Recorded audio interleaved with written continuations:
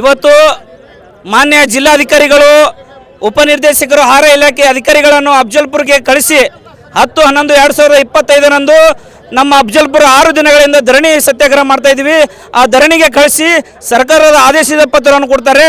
ಆ ಆದೇಶ ಪತ್ರದಲ್ಲಿ ಇರುವಂಥದ್ದು 3165 ಕಲಬುರಗಿ ಭಾಗಕ್ಕೆ ನಾವು ನೀಡಿದ್ದೀವಿ ಅನ್ನೋಂಥ ಮಾತು ಹೇಳ್ತಾರೆ.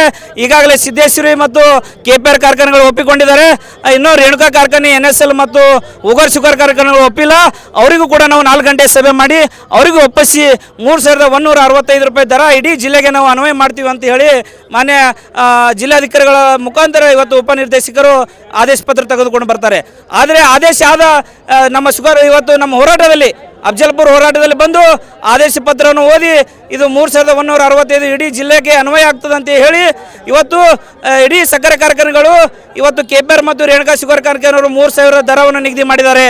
ಹೀಗಾಗಿ ಇದು ಇವತ್ತು ನಮ್ಮ ಮಾನ್ಯ ಜಿಲ್ಲಾಧಿಕಾರಿಗಳು ಇದರಲ್ಲಿ ಸರ್ಕಾರ ಕಾರ್ಖಾನೆಗಳಿಗೆ ಬಗ್ಗಿದ್ದಾರೆ ಅನ್ನುವಂಥದ್ದು ಭಾಳ ನಮಗೆ ನೋವಾಗ್ತಾ ಇದೆ. ಅವರು ಸರ್ಕಾರ ಕಾರ್ಖಾನೆಗಳಿಗೆ ಅವರು ಸೋತಿದ್ದಾರೆ. ಹಾಗಾಗಿ ಜಿಲ್ಲಾಡಳಿತದ ವಿರುದ್ಧ ನಮ್ಮ ಹೋರಾಟ ಇದೆ.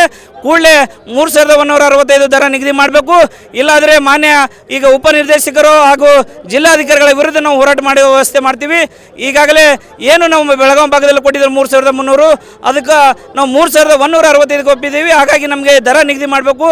ಮಾನ್ಯ ಜಿಲ್ಲಾ ಉಸ್ತುವಾರಿಗಳು ಪ್ರಿಯಾಂಕ್ ಖರ್ಗೆ ಸಾಹೇಬರು ಮಾನ್ಯ ಇದು RSS ಪಥ ಸಂಚಲನ ಬಗ್ಗೆ ಪತ್ರಿಕೆ ಮುಖಾಂತರ ಮಾನ್ಯ CM ಅವರಿಗೆ ಲೆಟರ್ ಬರೀತಾರೆ. ಬರೆದು 24 ಗಂಟೆಯಲ್ಲಿ ಲೆಟರನ್ನು ಮುಖ್ಯಮಂತ್ರಿಗಳು ಇಲ್ಲ ಸರ್ಕಾರಿ ಜಾಗದಲ್ಲಿ ಇವತ್ತು ಯಾವ ಸಭೆ ಸಂಭ್ರಮ ಮಾಡಬಾರ್ದು ಅಂತೇಳಿ ರಿಪೀಟ್ ಮುಖ್ಯಮಂತ್ರಿಗಳು ಲೆಟರ್ ಬರೀತಾರೆ.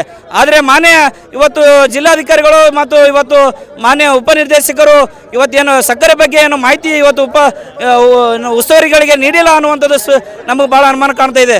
ಹಾಗಾಗಿ ನಿಮ್ಗೇನಾದರೂ ಮಾನ್ಯತೆ ಇದ್ದರೆ ಜಿಲ್ಲಾ ಉಸ್ತುವಾರಿಗಳೇ ಕೂಡಲೇ ನೀವು CM ಅವರಿಗೆ ಪತ್ರ ಬರೆದು 3165 ನಮ್ಮ ಭಾಗದಲ್ಲಿ ಏನು ನೀವು ಆದೇಶ ಮಾಡಿದರೆ ಅದೇ ಆದೇಶ ನಮಗೆ ಅನ್ವಯ ಮಾಡುವಂಥ ಕೆಲಸ ಮಾಡಬೇಕು.